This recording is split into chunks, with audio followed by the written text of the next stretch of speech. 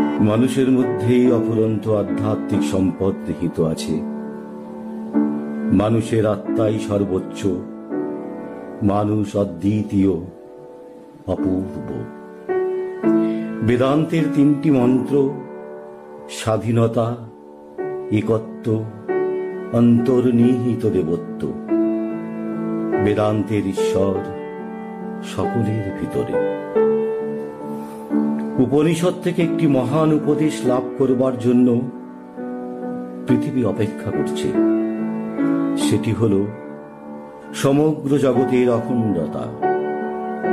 সমগ্র জগৎকে সাথে না নিলে কোনো প্রগতি সম্ভব নয়। মানুষের মধ্যে দেবত্বের প্রকাশী সভ্যতা। মনে রেখো, আদান প্রদানই জগতের নিয়ম, সম্প্রসারণই জীবন, সংকীর্ণতাই মৃত্যু।